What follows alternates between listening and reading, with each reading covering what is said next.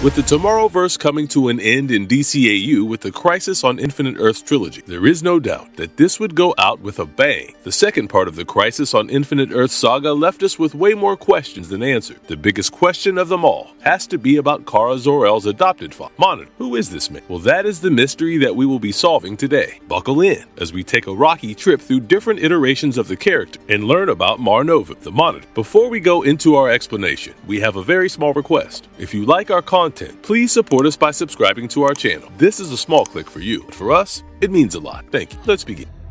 Satellite, I find the death of this creature distracting. Backstory of Mar Novu, the Monitor. The creation of the universe has been a topic of discussion for several thousands of years. While religion and science may not go hand in hand in many aspects, this one question unites them too. Who created the universe? What was the process of it? These questions plagued Krona a lot. Krona was an Owen scientist, and he was obsessed with the creation of the universe. He desperately wanted to stand witness to this incident, and he was willing to do whatever it took to get his answer. This curiosity led to him creating a machine that would allow him to go back in time and see the birth of the universe. What he saw was something that was unfathomable. He saw a ginormous hand cradling the spiral galaxy, like a mother holds her child. But this was blasphemous. Oa was a planet of immortals who had lived for a long time, and had some legends that they never dared cross. One such legend foretold a great calamity would befall everyone if the secret of the creation of the universe was known. Krona believed the legend to be a story for fools, a legend that left things hidden, and he was not willing to stand it. While yes, the universe was not destroyed like most people thought it would be, something far more devastating happened. Krona's experiment disrupted the natural order of things, and as a terrible consequence, another creation occurred. This creation did not result in one universe. It resulted in infinite universes, the one we know as the Multiverse. Every planet was replicated except the lonely planet of Oa. The whole universe was split into two polar opposite universes, the positive matter multiverse and an antimatter universe. This antimatter universe took its center on the sister planet of Oa and became known as Quard. Quard and Oa, the two planets, lay side by side with newly created satellites. The positive matter and the antimatter coexisted somewhat peacefully, but this would not last for long. A creature, a blasphemous parody of humanity, was born on one of the moons, the Anti-Monitor. His creation marked the pinnacle of evil, something that was given the most prominence in the antimatter universe. Right then, almost sensing this cosmic imbalance, and preventing it from tipping the universes altogether, a new life was born on the lifeless moon of Oa. This was the birth of Monitor. The Monitor stayed on the moon of Oa and learned all the secrets he needed to learn about the universe. Once he broke out of his meditation, he seemingly sensed his evil counterpart. This led to the two formidable forces clashing against each other for the next 1 billion years to come. Eventually, the brutal fight came to an end when a simultaneous attack rendered both of them unconscious. They both remained where they were struck down for a long time. By that, I mean roughly about 9 billion years until, well, the beginning of Crisis on Infinite Earths.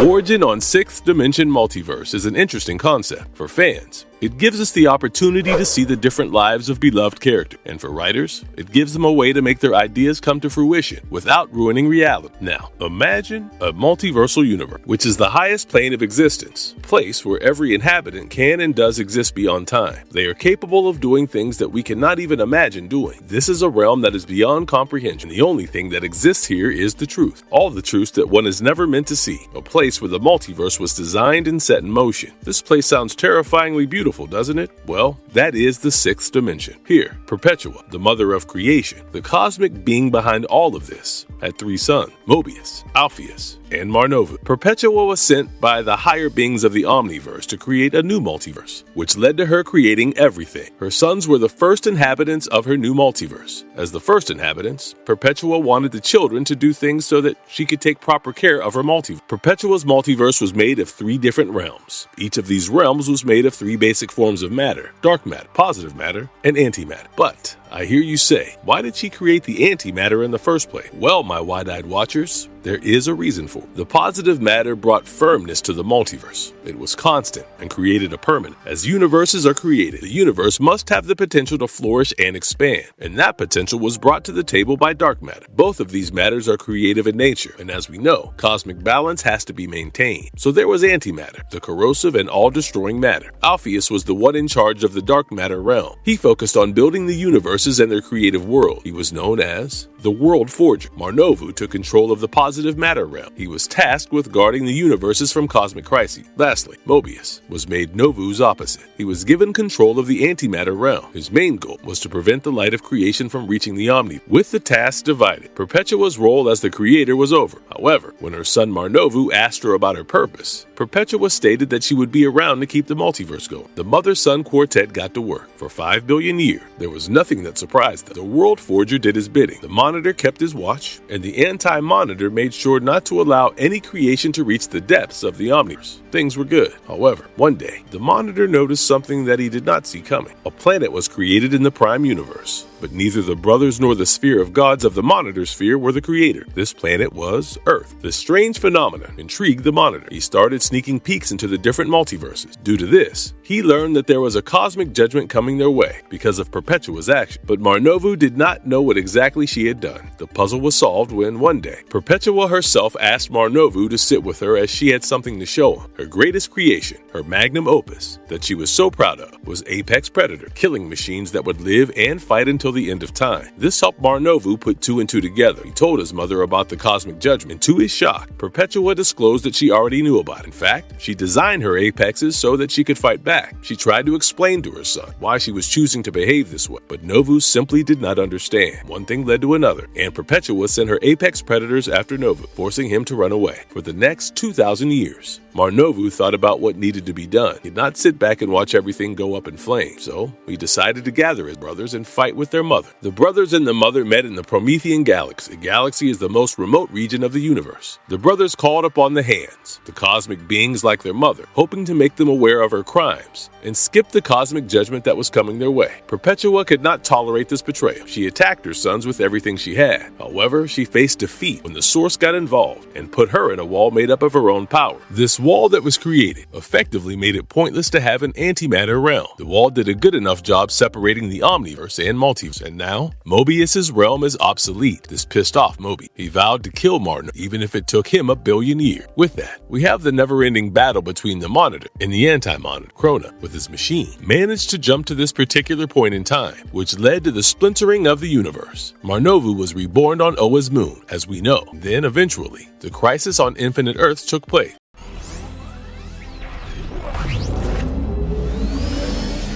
Fate of Monitor. Thanks to the movie, most of us know the Anti-Monitor directed an antimatter wave towards the main Earths of the multiverse. The antimatter wave was far too strong. Everything would have been wiped clean if no one stepped in. The comic, the Monitor had very specific superheroes on his mind. He sent his Harbinger out to get the 15 people he had thought of. This ragtag team of supers had Dr. Polaris, Killer Frost, Firebrand, Obsidian, Cyborg, Geoforce, Superman, Dawnstar, Psycho Pirate, Firestorm, Beetle, Green Lantern, Arian, Solovar, and Simon. This was his version of a think tank. The Monitor explained that they needed to protect the giant towers the Monitor had made in several places across the space. The Monitor wanted to merge these Earths into one Earth that would survive the antimatter wave no matter what. He also sent his Harbinger to bring Alexander Luthor Jr., the only surviving member of Earth 3, because the Monitor thought he would be a valuable asset in these trying times. While the Harbinger worked to help the Monitor, one of the Anti-Monitor's shadow demons managed to corrupt one of her incarnations. This caused her to attack, kill the Monitor. Now, what would happen to the team in saving the Earth? Well, the Monitor knew this would happen eventually, as he had foreseen this attack. He used his death to generate enough power to pull Earth 1 and Earth 2 into a universe created by the energies liberated by his death. This netherverse was unreachable by the antimatter wave, so Earth 1 and Earth 2 were safer. He left a message to the Harbinger, trusting that she and the heroes would manage to complete the job and save the multiverse before the vibrations eventually slowed down and the worlds destroyed each other as they existed in the same place at the same time. The Harbinger used Monitor's legacy and drew the last 3 Earths, Earth 4, Earth 5, and Earth X, to the Netherverse as well. With the help of Pariah, Alexander and the heroes managed to defeat the Anti-Monitor, saving all the Earths. The defeat of Anti-Monitor affected his own antimatter universe, and surprisingly, a reboot of the multiverses took place. This reboot caused all the 3 Earths to combine together as one. The future Monitor had foretold. The multiverses were merged into one universe, and as history was changed, Monitor and his benevolent actions were forgotten by the most. Only his close associates remembered him, despite the rewritten timeline, which is a sad and melancholic end for this benevolent character. I see you are successful.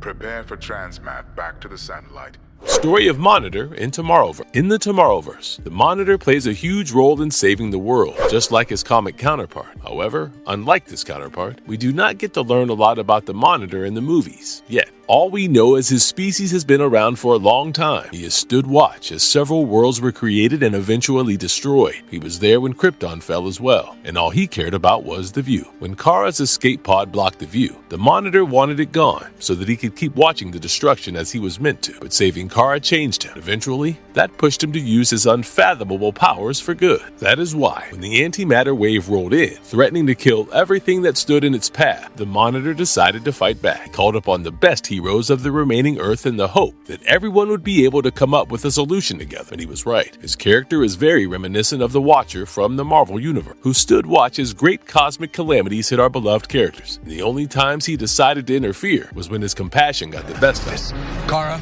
Yeah, I'd love to. Who was the Monitor and Arrow? While for a lot of new DC fans, the animated movies might have been the first time they heard of the Monitor. For the older DC fans, not the case, because the Monitor showed up in the Arrowverse as well. In this universe, Mar Novu is a Maltusian time traveler. The Maltusians were an advanced race that lived on the planet Maltus. They had a rather advanced technological civilization, and unlike the Kryptonian, did not have any powers by default. However, when chronal radiation was introduced into the equation, Maltusians could augment their physical and physiological characteristics. They are originally from the universe of Earth, TU-D7. Now, you might be wondering why Mar Novu has cosmic power. Well, that is a different story. You see, Mar Novu and his wife, Zanine, both dedicated their lives to peer into the beginning of the universe and its creation using time travel. Just like Krona, Mar Novu managed to succeed in his quest, but the results were disastrous. The temporal zone had antimatter, which got destabilized as a result of Mar Novu's experiment. This led to him venturing into the antimatter universe unwillingly. The universe created his antimatter twin, Moby. Mobius then attacked Mar Novu and his family, as it was almost a primal urge to kill his benevolent doppelganger. This attack that Mobius led took the life of everyone Mar Novu held dear and wiped out the entire race from the face of the earth. As Mar Novu was exposed to the chronal radiations in the temporal zone, he ended up with vast cosmic powers, which turned him into the all-powerful Monitor we know. He somehow managed to seal Mobius away in an underground prison using Eternium. This prison was the central city sewers of Earth 1, and he knew that it would only be a matter of time before Mobius would rise again and could continue his attack on the multiverse. To prepare for this attack, Mar Novu tested several worlds for this apocalypse, but all of them failed, except Earth 1. Mar Novu chose this universe as the one to fight against the oncoming crisis, and as helper, he chose Superman and Supergirl from Earth 3-8. Mar Novu recruited Oliver Queen, Barry Allen, and John Jones to help with this crisis when Anti-Monitor finally rises. That fated conflict was not far away. The crisis began. Mar Novu was prepared. However, despite his powers, he did not foresee the group losing to Anti-Monitor's shadow and Oliver dying. But as the situation got worse, Mar Novu resorted to his plan B. He urged the superheroes to get the Seven Paragon, who would be able to help protect the multiverse. He was killed by a shadow demon-possessed Hartman, but before his death, he managed to tell Pariah about his plan with the Paragon. To prevent the crisis together, Supergirl, Lex Luthor, and Ryan Choi traveled back in time and dissuaded Mar Novu from achieving his lifelong goal. While this time around, Novu backed away from his ambition. Anti-Monitor knew that there would be one Mar Novu in some multi who would not be able to turn away, and the Anti-Monitor born again. But for now, with Novu being dissuaded, Anti-Monitor was weakened enough for our superheroes to successfully launch an attack on it. With that, we come to an end of the interesting origins of the Monitor in different universes. It is time to now dive deep into his anatomy and learn about his power.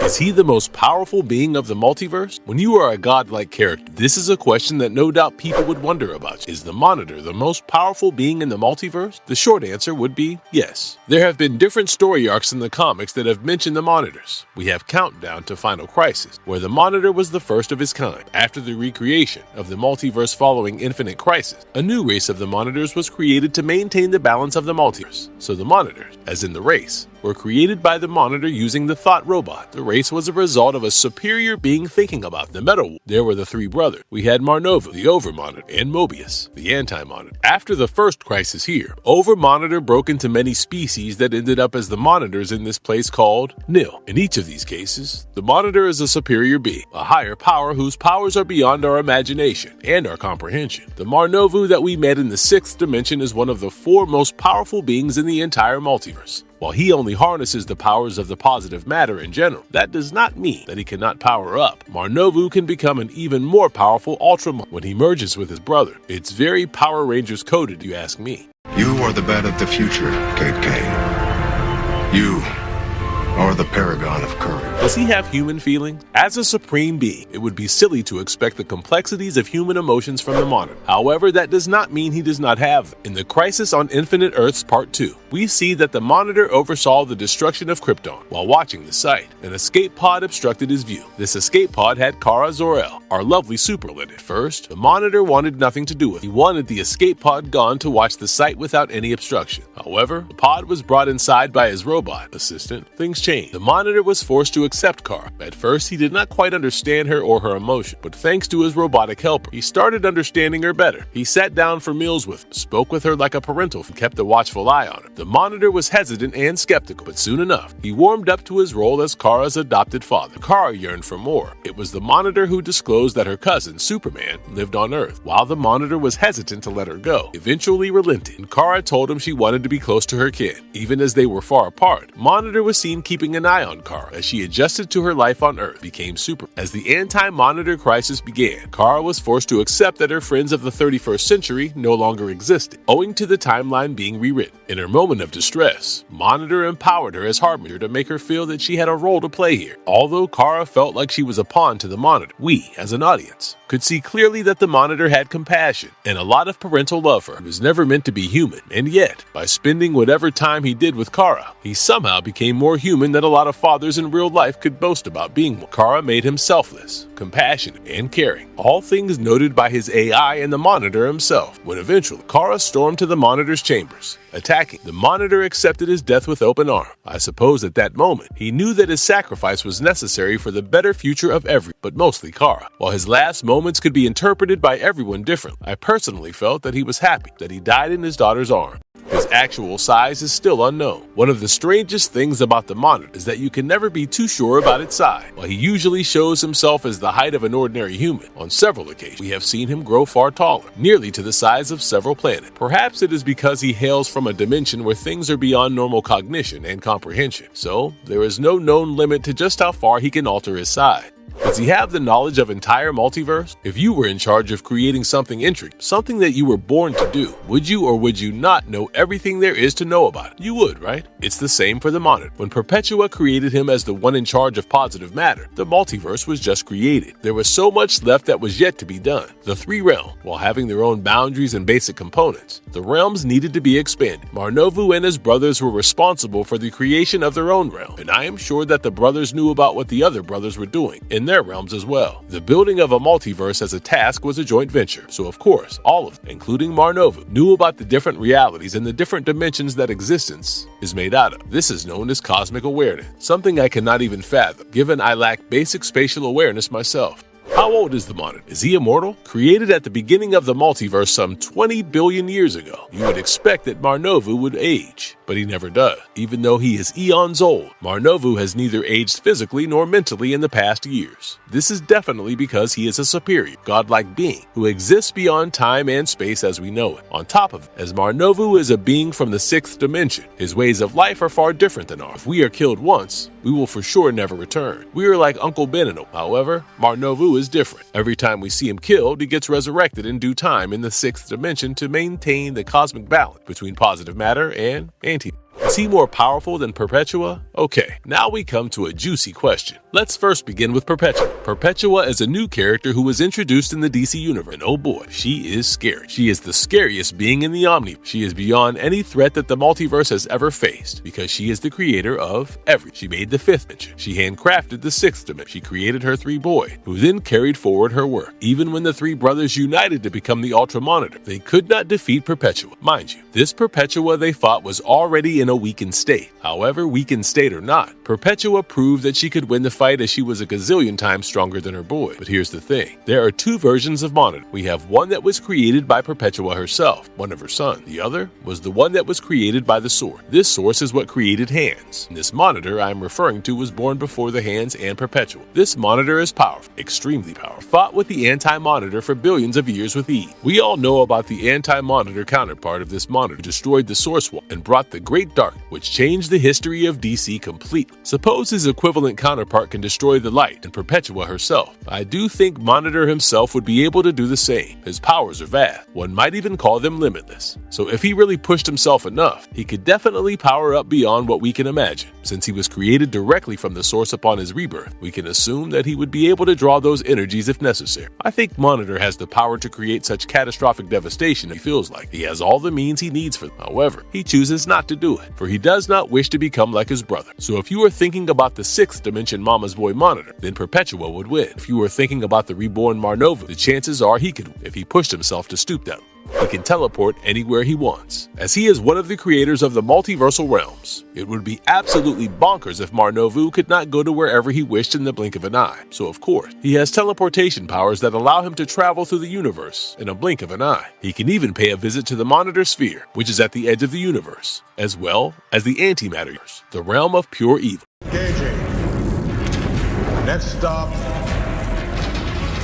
Marvelous verdict. The Monitor is an interesting character. He is a superior being beyond our comprehension, and all we can do is try to understand his capabilities to our fullest. His character gives the writers opportunities to introduce more devastating sagas, as his powers are limitless, and that does excite me quite a bit. It would be amazing to see more of him in the DC animated universe. But whatever we have now, I am happy. Let's hope we get to see a bit more of him in July, when the 3rd part of the movie comes out, because Jonathan Adams did an amazing job portraying this character, and I want more. And if you liked our content, don't forget to leave a like and subscribe to us if you haven't already. Have a good one, and be safe. Thanks, everyone.